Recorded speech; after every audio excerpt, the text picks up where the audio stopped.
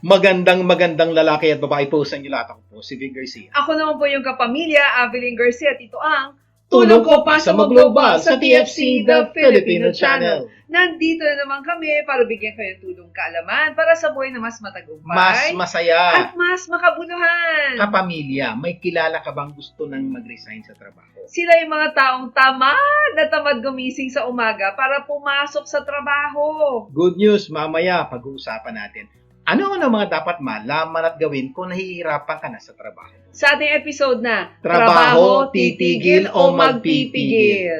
Tunghayan din natin ang Healthy Home, Healthy Life segment ni Chris Alisaga. Matuto sa eksperto sa living benefits sa usapang life insurance ni Gina Criste at how to own a piece of the Philippines sa usapang real estate with Wen Dolatre. At syempre, tunghayan din ang panayam ni Lucy Cruz Valdez with Ledesma. Pero bago ang lahat ng yan, muli po maraming salamat sa inyo sa patuloy na pagsubaybay sa programang Tulong Ko Pa Sa Mundo. At syempre, special greetings sa lahat na nagsa-celebrate ng kanilang birthdays today. Happy birthday po sa inyong lahat. Okay, simulan na po natin ang ating programa ng Tulong Pampagana. Ang paniniwala namin, one idea can change your life or... In this case po, one quote can change your life. At ang tulong pampagana quote natin sa araw na ito ay, hindi lahat ng tama ay tama. Ang tamang ginawa sa maling panahon o maling lugar o maling paraan ay mali. Yan, maganda pong paniniwala ito sa ating lahat. Lalong-lalo na po sa mga taong gustong gawin ng tama. At halos lahat po tayo gusto nating gawin ng tama. Kaya lang po, kuminsan nakakalimutan natin itong quote na ito. Kasi sa totoo lang naman, di ba, halos lahat ng tao gustong gumawa ng tama. Pero marami pa rin ang nagkakamali. Kasi nga po, kuminsan nakala po natin, nadinig natin, ito yung tama, gagawin na natin. Pero sabi nga po ng quotation, ang tama na ginawa sa maling panahon, maling paraan, ay mali pa rin. Kaya dapat po, pag may alam kayong tama, isipin nyo, ito ba'y tamang panahon? Ito ba'y tamang paraan para tunay po lahat ito ay maging tama? Oo. Alam nyo bang may mga taong tama na pero namamali pa rin dahil hindi sila naniniwalang hindi lahat ng tama ay tama. Ang tamang ginawa sa maling panahon o maling lugar o maling paraan ay mali. For example po, tayo dyan. hindi po masamang pagalitan ng ating mga anak. Minsan, Pagsabihan. minsan medyo may nagagawa silang mali. Pero mas maganda sana, wag nating pagsabihan sila sa harap ng napakaraming tao. Mali po yung lugar. Mali yung paraan. Sinigawan pa natin. Okay, so punto po is, kumana po tayo ng takdang panahon, uwi kayo ng bahay, doon mo pagsabihan, kailang dalawa. So, nagawa mo isang bagay sa tamang paraan at tamang panahon. Pero kung ginawa nyo po yan sa labas na marami nakakakita, tama po yung gagawin nyo, pero maling paraan at maling panahon. Tama yan. Kasi hindi natin sila binigyan ng pagkakataong magpaliwanag. Minsan, mali yun, di ba? O ginagawa natin yung sinabi mo kanina, yung parang pasigaw. At hindi lahat ng tama ay tama. Kasi parang sinabi mo nga, tamang pagsabihan, pero kung mali ang lugar, mali ang pamamaraan, nagiging mali. So, ganoon din po. Marami po sa ating bagay na dapat buhay, na dapat maintindihan natin itong mga bagay na to. Tamang pagsabihan o paalalahanan ng ating asawa kung sila'y nagkakamali. Yes. Asawa na po pinag-uusapan natin.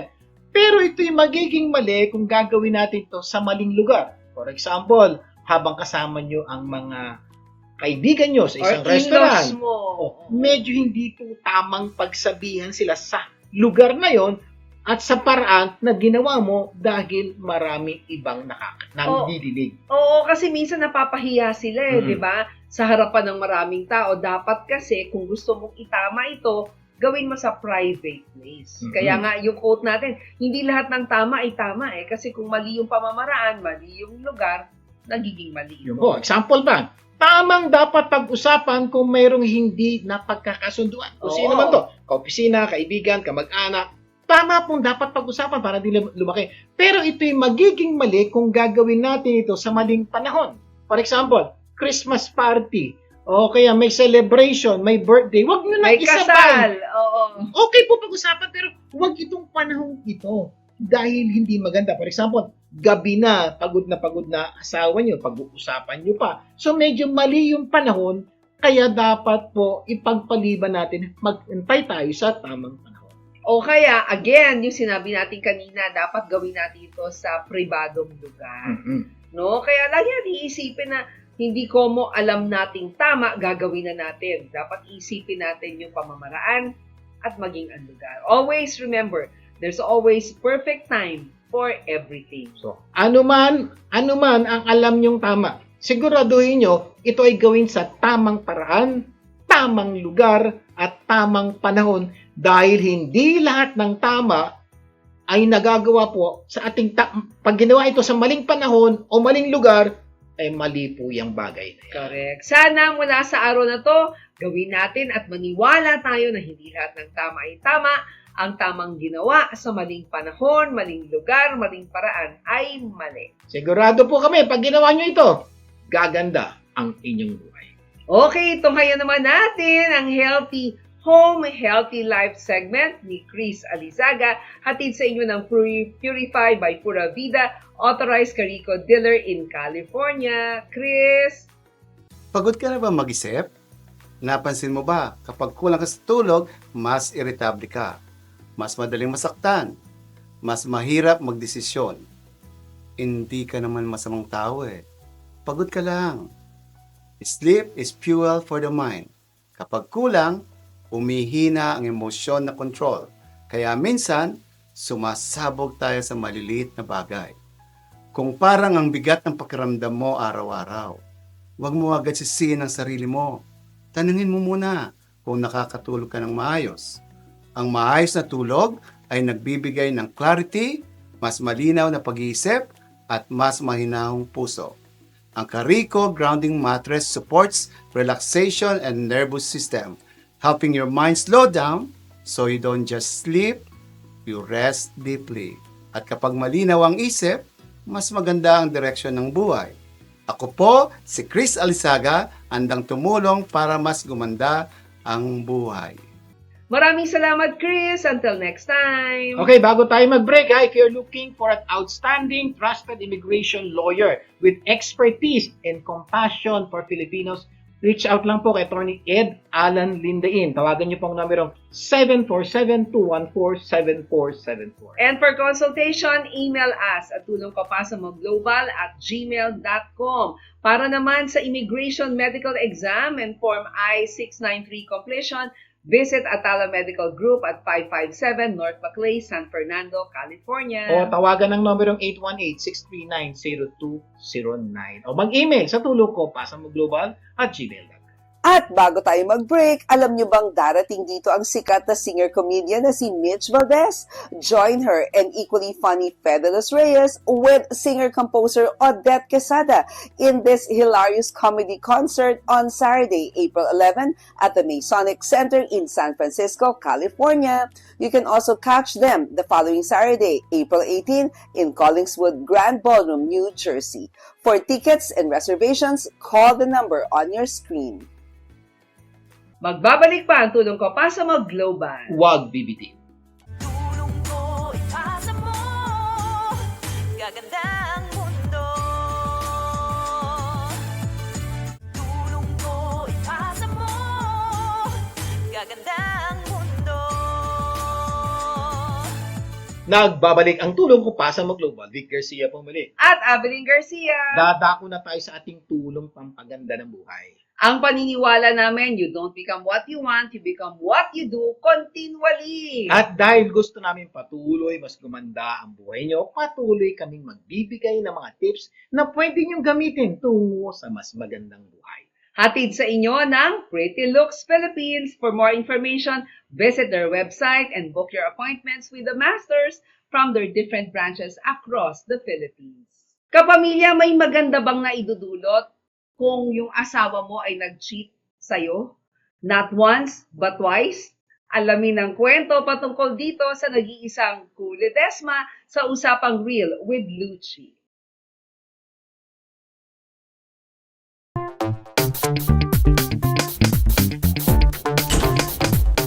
Hello everyone, I'm Lucci Cruz Valdez. Welcome to my YouTube channel, Usapang Real with Lucci. At nasaan ba ako? Naririnig nyo ba mga kuliglig? Well, dito ba sa Hacienda Isabela, ang nagmamayari nito ay ang Philippines' pop diva, walang iba kundi si Miss Ku Ledesma, na OG ng Till I Met You. O, alam niyo yan, di ba?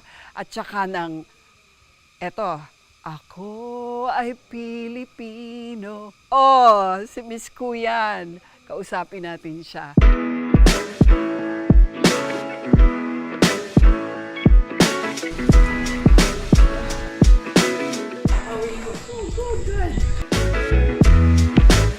I will change my shoes. I have sexy shoes. Because I don't think 70. Many people have told you that. Because I don't think 70. I think 50 Yes. plus. Tama. Tama. As a man thinks. Yes. Ko, you don't look like you've been through hell. Well, by the grace of God, you know, He restores naman eh. He does. Oo. But I can't imagine that you went through hell because you've always been napakarigal mo. Luchi, Parang- when you say hell, what do you mean?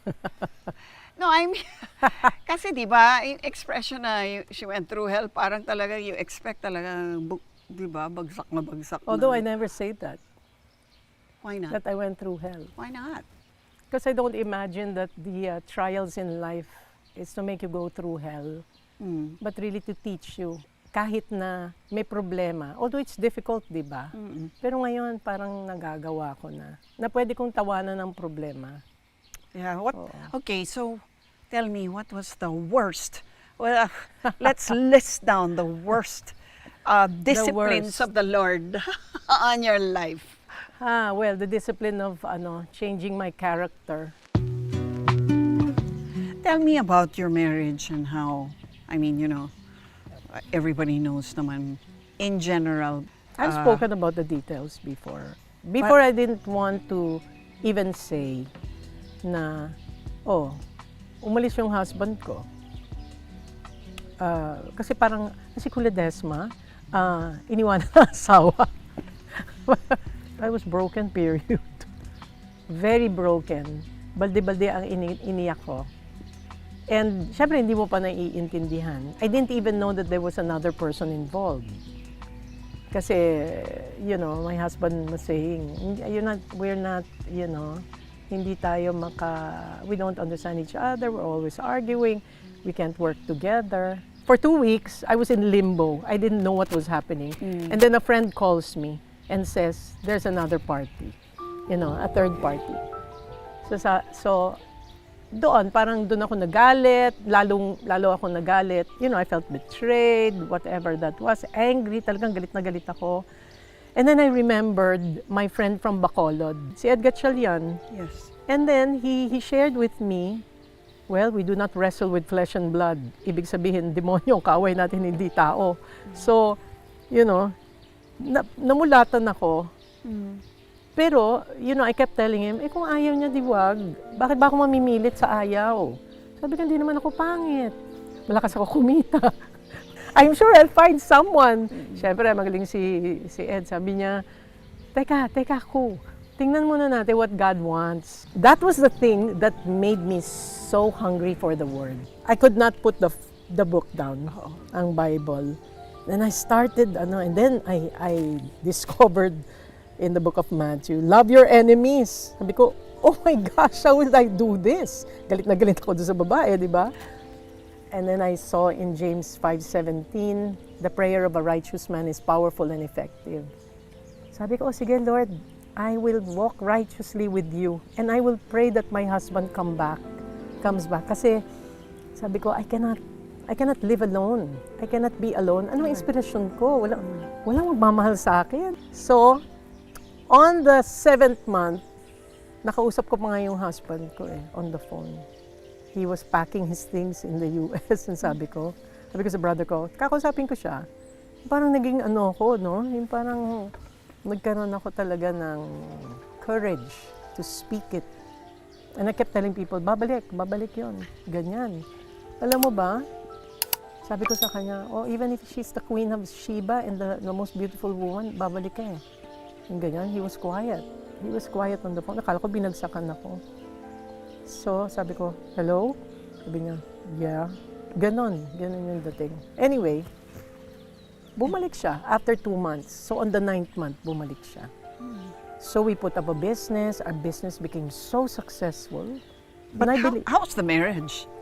Oh, we fell in love again. Talaga, At least, talaga. we think, whatever that was, whether that was real talaga. love So or it whatever. was really answered prayer. Oo, I wanted it to- must have been for you, no? I want to work it out. I mean, I'm already a Christian. I believe, that we can work it out. Kaso, nagkaroon na naman ng isang babae. Oh, I prayed on my knees that night that he left. He was still in the house, and I said, Lord, you're going to teach me how to battle with this, and you will give me the joy to fight this battle.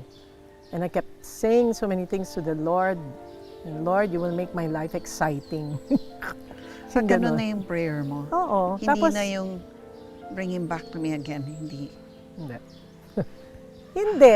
Sinabi ko lang, your will be done. This time, I could accept na. Kasi wala akong pain.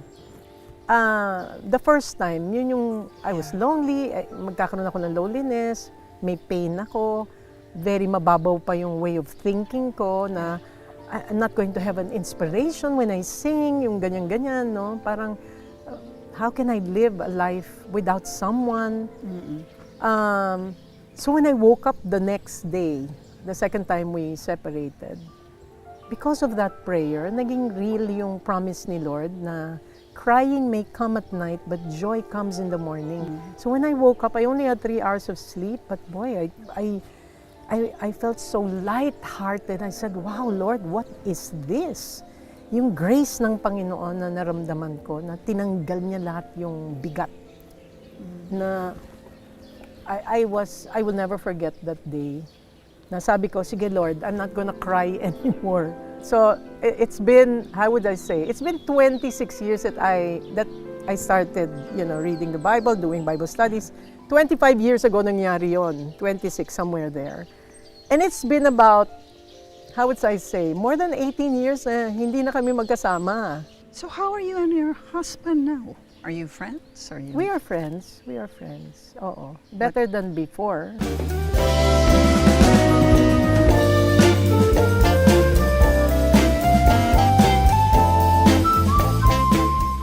So how's life ko? Life is so good. Magkaroon man ng challenges, I know kasi who to go to eh. And I know that, Christ really is the solution to everything. But what's important is you ask for the joy. The joy to give you the strength. The joy of the Lord is our strength. Maraming salamat, Lucy! At kung kayo ay nabitin sa kwento ni Kule Desma, bisitahin lang ang Usapang Real with Lucci on YouTube channel. Huwag kalimutang mag-like, mag-subscribe to stay updated sa mga bagong usapan. Mamaya sa tulong dagdag kaalaman, pag-uusapan natin ano-ano ang mga dapat malaman at gawin kung nahihirapan ka na sa trabaho. Sa ating episode na Trabaho, titigil o magpipigil? Magbabalik pa ang tulong ko Pasa Mo Global. Huwag bibitin. Tulong ko ipasa mo, gaganda ang mundo. Tulong ko ipasa mo, gaganda ang mundo. Nagbabalik ang tulong ko, Pasa Mo Global, Vic Garcia po muli. At Abilene Garcia. Bago natin pag-usapan ang topic sa araw na to, magbibigay daan po muna tayo sa usapang life insurance mula kay Gina Criste. Gina! Mga kapamilya, narinig mo na ba ang salitang pag nag-retire ako, relax na ako? Pero ngayon, busy pa rin. Tagabantay ng apo, tagasagot ng family group chat. Habang tumatanda tayo, dumarami ang maintenance meds. May gamot sa umaga, sa gabi, at may pang buffet pa. That's why living benefits matters. Habang buhay ka, pwede mong ma-access ang life insurance mo if ma-diagnose ka with a critical illness. Hindi siya perang ipapamana mo lang, it's money you can use while recovering. Imagine, may sakit ka na nga, Tapos, iniisip mo pa, magkano ang bill? Stress? Plus sakit? Walang gustong combo na yan. With living benefits, you focus on healing, not on calculating. Hindi mo gagalawin ang pensyon. Hindi mo gagalawin ang ipon mo. The goal is simple. Protect the retirement you work so hard for. Para kapag may unexpected, hindi panic ang sagot mo. You fight with confidence. You recover. And you still enjoy retirement with a quality of life. Ito po si Gina Christie na handang tumulong. Call me or text me at 323-244-9784. Until next time! Maraming salamat, Gina. For more information about life insurance, email us at tulongpapasamoglobal@gmail.com. Dadako na tayo sa tulong dagdag kaalaman kung saan maghahanap tayo ng mga paraan para mas madagdagan ang ating kaalaman sa buhay. Kapamilya, may kilala ka bang taong wala ng ganang magtrabaho? Yung bang tamad na tamad gumising sa umaga para pumasok sa trabaho?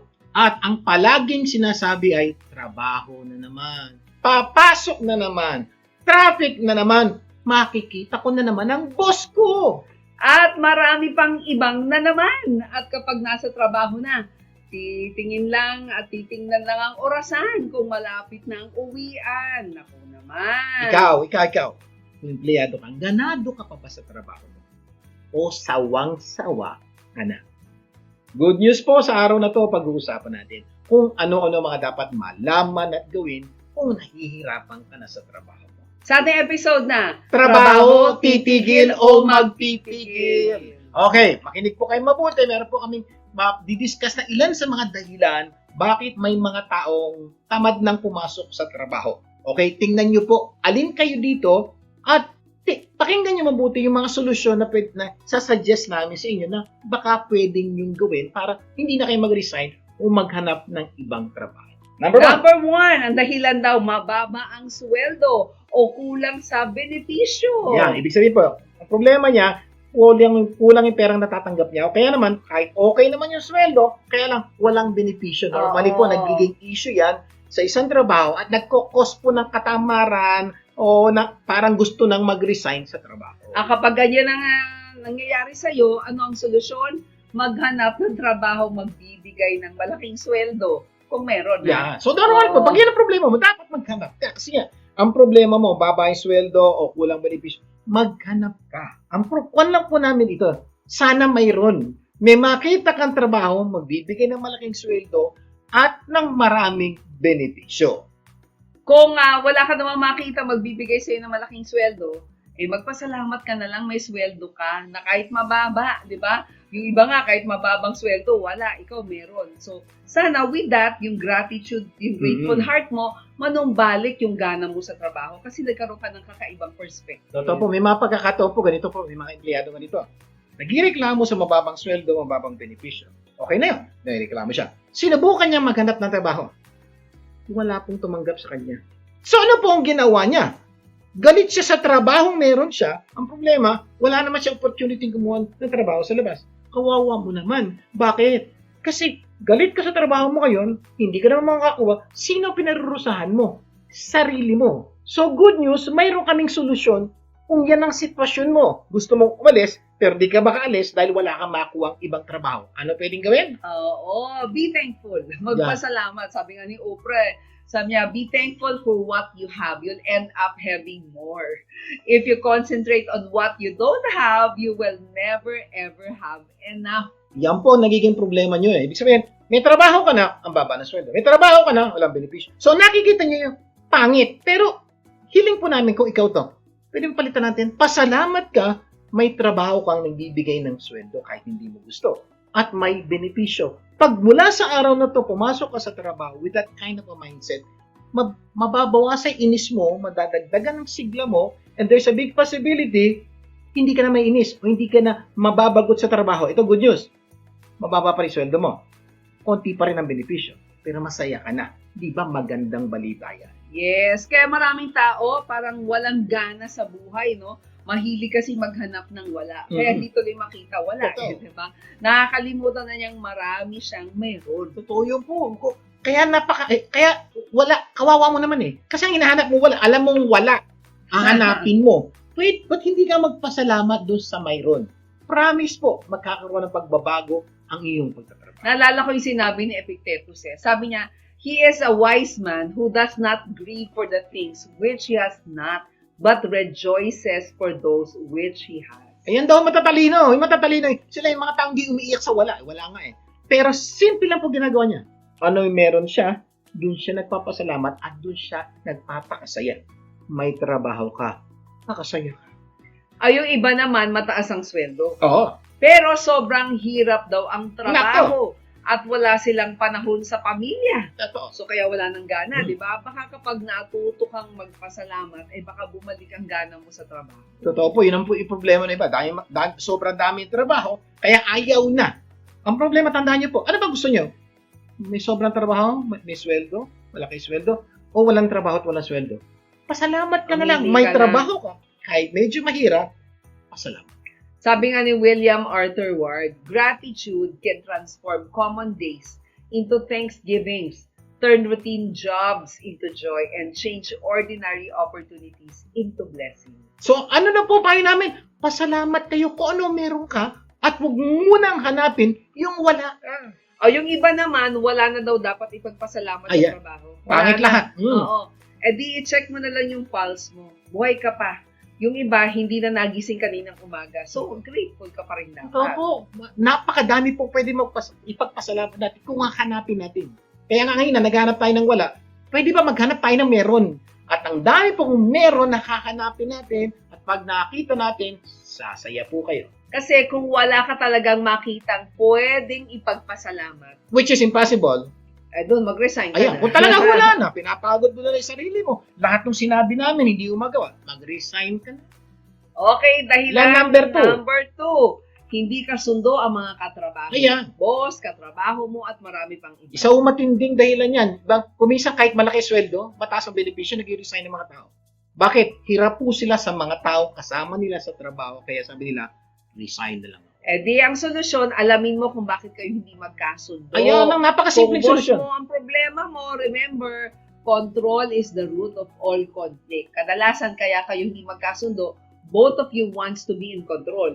Kaya kung isa lang ang in control, walang away. Sa tingin mo, sino dapat na in control sa trabaho? Ikaw o yung boss mo? So yun po naging problema. Kaya po kayo hindi maganda relasyon yan. Boss mo, ikaw. May gusto kang gawin, may gusto siyang gawin. Nagtatalo kayo. Yes. Pero pag-isipan niyo po mabuti. Sino ba? Kaya nga, boss ang pangalan niya eh. Siya dapat ang masunod. Ba't ka naiinis? Kasi gusto mo ring masunod. So, ang suggestion namin, pabayaan mo na siya masunod. Siya naman ang boss. Mababawasan ang inyong conflict at yung friction. Sa mga kasama naman sa trabaho, ang problema mo, di mind your own business, pabayaan mo sila sa ginagawa nila, basta gawin mo yung trabaho mo. Yan po ang simpleng Diba? solusyon. Kung ang problema may makasama mo sa trabaho, pinapakialaman ka. Huwag mo silang pakialaman. Pinapakialaman ka pa rin. Pabayaan mo sila, gawin mo yung dapat mong gawin, boss mo, you're accountable to your boss. Mababawasan ang friction sa iyong opisina. Oo, kung kayang gawin ang mga pinapayo namin. Kung hindi mo talaga kaya Ay, gawin, hindi mo kayang gawin. yung mga suggestion, doon ka again, na mag-resign. resignation Oo. is always an option. Oo. It's all up to you. Sinasabi lang po namin, mahirap mag-resign, maraming proseso, mahirapan mo yung sarili mo. Meron namang pwedeng gawin na hindi mo na kailangan mag-resign. Pero kung kaya mong gawin, baka magpasalamat ka na lang. No, maghanap, o kung hindi na, maghanap ka ng ibang trabaho na makakasundo mo yung mga katrabaho mo. Ang problema lang ay hindi ka sigurado kung makakasundo mo yung mga katrabaho mo sa bago mong trabaho. Hindi ka sigurado. So, ang mangyayari, lilipat ka na naman. Ay, naku, wala Hindi nang mo sila katapusan yan. kilala. No, baka sa lagay na gumanda ang relasyon mo sa ikatrabaho mo, lalong malala pala doon. Isa pa, hindi ka sigurado kung matatanggap ka sa bagong trabaho. Correct. Paano kung hindi? Laki na naman ang problema mo. Wala ka ng problema sa katrabaho mo, pero wala ka naman trabaho. Oo. Mas malaking problema yan. Kaya talagang pag-isipan at ipanalangin ng mabuti bago mag-resign. Sa aming pagbabalik, itutuloy pa po natin ang ating kwento. Magbabalik pa, tulog ko pa sa mag-global. Huwag bibitiw. Tulong ko, ipasa mo. Gaganda ang mundo. Tulong ko, ipasa mo. Gaganda ang mundo. Nagbabalik ang tulong ko, Pasa Mo Global. Vic Garcia po muli. At Avelyn Garcia. Bago natin pagpatuloy ang ating usapan sa araw na to, panoorin po muna natin ang Simple Reminders with Lasting Impact with Evelyn and Erica Garcia. Hi everyone! We're here again for Simple Reminders. With lasting impact. You know what? You don't need to preach to shine. Your actions can speak louder than words. Choose joy in hardship. Hope, even in uncertainty. When people see peace in your storms, they'll ask about your faith. That's how light works. It quietly changes the room. This is Evelyn Garcia And Erica Garcia. giving you Simple Reminders, Lasting Impact. Maraming salamat! For more life lessons, subscribe now to Simple Reminders Lasting Impact YouTube channel. Okay, ito na. Itutuloy na po natin ang pagsagot sa tanong na ano-ano ang dapat malaman at gawin kung nahihirapan ka na sa trabaho. Sa ating episode na trabaho, titigil o magpipigil. Review tayo. Sabi natin, ano ba yung mga dahilan? Number 1, sabi nila kaya walang gana, mababa ang sweldo o kulang sa benepisyo. Yeah. Number 2 dahilan, hindi kasundo ang mga kasama sa trabaho, boss, katrabaho at iba pa. Number 3 tayo. Number 3 naman, kaya sila wala ng gana, pakiramdam nila hindi patas ang laban. It's unfair! Yan. Totoo po, may mga pagkakataon po na feeling nyo na dapat kayo na-promote, kayo dapat yun bigyan ng increase, o kaya kayo palagi napapagalitan, yung iba hindi napapagalitan. Ang feeling nyo, it's unfair. Pero anong solusyon? Tanggapin mo. Tanggapin mo that life is unfair. Tandaan mo ang sinabi ni Kathy Lee. Sabi niya, today we live in a cash for trash world. Anyone can stand up and say anything unkind, unfair, or completely untrue about you. And then they are rewarded. Aba, sila pa may reward, Tama. di ba? They are rewarded financially for it because life is unfair. Yan po isang dapat kailangan maintindihan nyo. Ang buhay po unfair. Kahit sa kayo pumunta may unfairness, may mga tao nakakulong, hindi naman dapat nakakulong. May mga tao hindi nakakulong, pero sila dapat. That's part of life. Pag hindi mo tinanggap yan, kahit saan ka pumunta, you will feel that unfairness. So, ang suggestion namin, solusyon, tanggapin mo. Life is unfair. Pero alalahanin mo na God is fair. Ito ang pangako ng Diyos. What you sow, you will reap. Kapag nagtanim ka ng pangit, aani ka ng pangit eh. Kapag nagtanim ka ng maganda, aani ka rin ng maganda. So, paano yun? Life is unfair, tanggapin mo. Totoo yun. Kung nangyari may unfairness, okay lang. Pero tandaan mo ito. Sa Diyos, life is fair. Sa takdang panahon. Hindi ngayon, hindi sa panahon mo, itatama ng Diyos lahat ng mali. Kung trato kong unfairly, sa ibang pagkakataon, God will be there to treat you fairly. Kailan yon? Hindi ko alam. Hintayin po natin yon sa tamang panahon. Malamang sasabihin niyo parang hindi ito nangyayari sa buhay ko. Baka hindi pa. Di ba? Tandaan mo, aani ka, hindi sa gusto mong panahon. Aani ka sa takdang panahon ng Diyos. Yung po malinaw, doon po tayo nagkakaroon ng problema eh. Diba? Kung kailan aani. Ang pag-ani po, wala sa panahon nyo. Nasa panahon ng Diyos. So, trabaho natin. Hintayin natin kung kailan ka-aani ayon sa panahon ng Diyos. Kaya minsan tatanong yung iba, kailan ako aani? Hindi namin alam. Sigurado lang namin pagdating ng panahon. Kaya kung tingin mo tama ka, tuloy lang ang trabaho. Promise ni Lord, aani ka sa tamang panahon. Hintayin mo lang yun. Pero, kung hindi ka na talaga makatagal, it's so unfair, sobra na to, tama na to, resignation is always an option. It's all up to you. Dahilan number 4 kung bakit walang gana ang tao sa trabaho. Sobrang trabaho daw or pressure Nako. sa trabaho. Yan, totoo po eh. May mga magkakataong ganyan na po talaga. Okay naman na sweldo, mataas pa nga, mataas ang benefit. Kaya na sobrang pressure, nakakapagod talaga ng iba. Physically, mentally, and emotionally oo. pagod.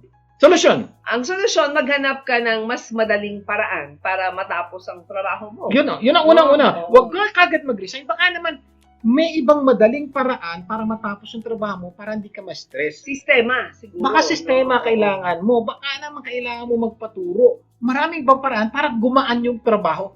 Baka yun lang ang problema mo. Kumbaga, work smart, magtanong sa ibang tao o 'di ba? Yung kumbaga tanungin mo si Google o manood ka ng mga tutorial videos para malaman kung paano. Totoo po, may mga bagay po, lalo na yung age of AI, may mga trabaho pa ulit-ulit mo ginagawa pero kaya palang solusyonan ng AI. May mga bagay pa ulit-ulit ginagawa, nahihirapan ka na, tatanong mo sa boss mo, ay, ganito madali yan. Ibig sabihin, marami ka pang pwedeng gawin para mabawasan yung burden at pressure ng trabaho.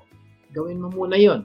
Pag wala talaga, you can think about resignation. Oo, pwede rin siguro magsabi ka sa boss mo. Yeah. Pwede nga mabawasan ng yung trabaho dahil kung talagang sobra dami ng yung trabaho, tutulungan ka naman ng boss mo. Di ba? Totoo, may mga pagkakataon talagang kahit ano nang smart na gawin mo, kahit ano nang pampaganda ng trabaho, wala nangyayari. Talagang sobra talaga trabaho mo.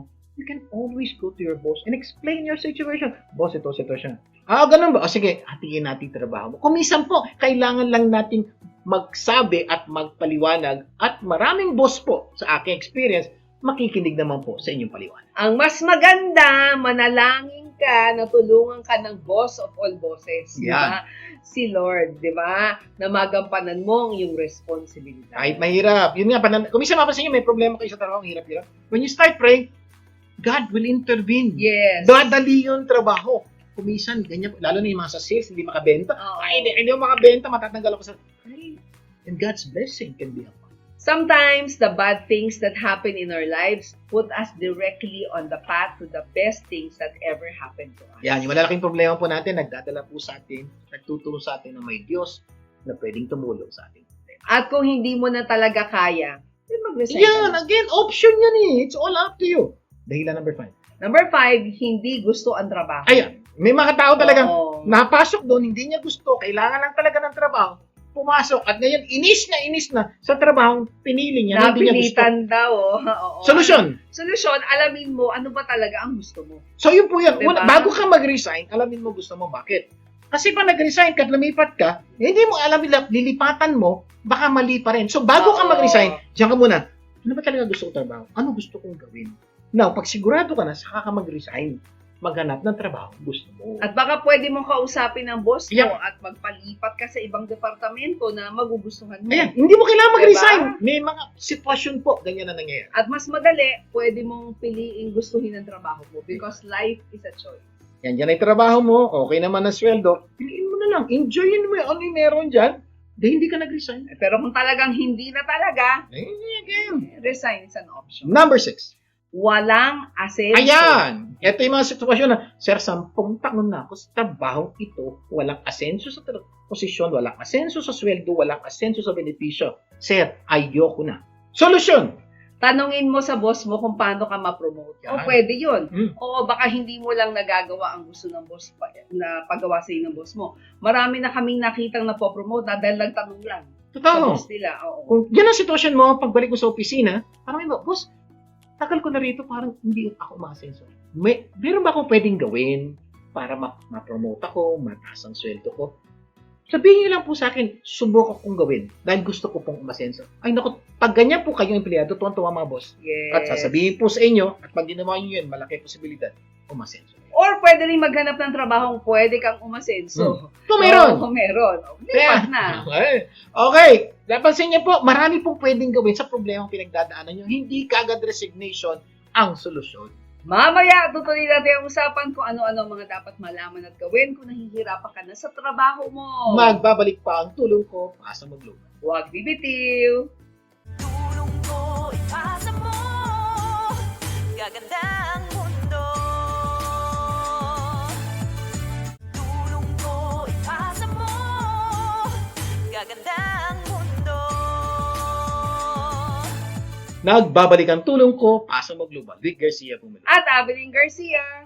Tutuloy na po natin ang pagsagot sa tanong na ano-ano dapat malaman at gawin kung nahihirapan ka na sa trabaho. Sa ating episode na Trabaho, titigil o magpipigil. O, review tayo, number 1. Number 1, sabi natin, mababa ang sweldo o kulang sa benepisyo. Pangalawang dahilan, hindi kasundo ang mga katrabaho. Dahilan number 3, hindi patas ang laban, it's unfair. Okay. Number Susunod. 4. Susunod po natin gagawin. Number 4 po ay sobrang trabaho at pressure. Kaya gusto nang mag-resign. Number 5 naman, hindi gusto ang trabaho. Yan. Dahilan number 6, walang asenso. Dahilan number 7, Ito na. eto, yung pagod. Pagod sa haba ng Totoo po, biyahe. may mga tao po walang problema sa trabaho, walang problema sa katrabaho, walang problema sa sweldo. Okay lahat. Ang layo ng biyahe, 1-2 oras na uubos sa kanyang pagbibiyahe. Doon siya napapagod. O di, solusyon, lumipat ka ng tirahan na malapit sa trabaho. Dito yung trabaho mo, ito yung bahay mo, masyado malayo, so mag-relocate ka na malapit sa trabaho mo, so wala na yung problema mo na malayo yung biyahe. Pwede po yan at may mga tao pong gumawa niyan. Sige, nandun yung bahay ko, pwede kang mangupahan dito, parentahan yung bahay mo kung meron kang sariling bahay. Kung ayaw mo naman lumipat ng tirahan, lumipat ka ng trabaho. Ayan! Na malapit sa yung tirahan. O, ito naman. Trabaho, bahay mo. Malayo. Ito na gawin mo. Lumipat ka ng trabaho. Ito, bahay mo. Maghanap ka ng trabaho malapit sa tirahan mo. So, wala nang problema. Ibig sabihin po, may solusyon sa problemang pinagdadaanan mo. Hindi kailangan resignation agad. Okay, number 8 na dahilan, maling pananaw sa trabaho. Ayan. Kasi may mga taong talagang madali lang mawala ng gana, di ba? Totoo yan. Kapag hindi siya masaya, ayaw na niya. Kapag nakakapagod, ayaw na niya. Kapag hindi nagustuhan, ayaw na niya. Kapag merong hindi makasundo, ayaw na niya. Naku, may mga ganyan po talagang tao. Ang problema po, pag ganito ang pananaw ng isang tao sa trabaho, malaking problema yan. Talagang hindi ka tatagal sa trabaho. Oo. Dahil walang trabaho palaging masaya. Walang trabaho hindi ka napapagod. Walang trabaho magugustuhan mo ang lahat. Walang trabaho makakasundo mo ang lahat. O saan ito gagawin? Solusyon. Baguhin mo ang pananaw mo sa trabaho at sa buhay. Tanggapin mo na ang buhay ay puno ng magaganda at pangit, di ba? Saya at lungkot, hirap at ginhawa at marami pang iba. Pag ginawa mo yun, so hindi na yun na magiging dahilan, tatama na ang pananaw mo sa buhay. May mga araw, enjoy ka sa trabaho. May mga araw na hindi. Kasama yun. May mga araw na meron kang makakakis-kis sa opisina. May mga araw na hindi. May mga araw kasundo mo, boss mo. May mga araw hindi. Pag tinanggap mo yung katotohanan yun, wala ka ng problema. Correct. Tuloy ang ligaya. Dahilan number 9, may ibang gustong ipinagagawa ang Diyos. Ayan. Ito po yung isa sa medyo malalim na dahilan na kailangan nyo pakinggan mabuti. Baka ito yung matagal lang yung problema, kaya lang hindi nyo maunawaan.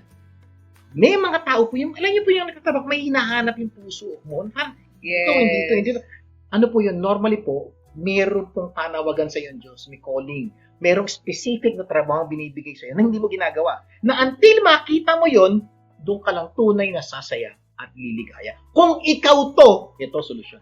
Alamin mo ang pinagagawa sa iyo ng Diyos or calling ng Diyos sa buhay mo. So, ibig sabihin po, you really need to pray. Put your hands together. Lord, ano yung isang bagay na gusto mong pagawa? Yes. Ako po, ganun po dati. Meron po akong trabaho.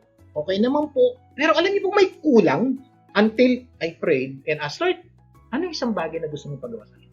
Nung ma-discover ko po yun, about 35 years ago, listen to this, up to now, yun po ang ginagawa ko.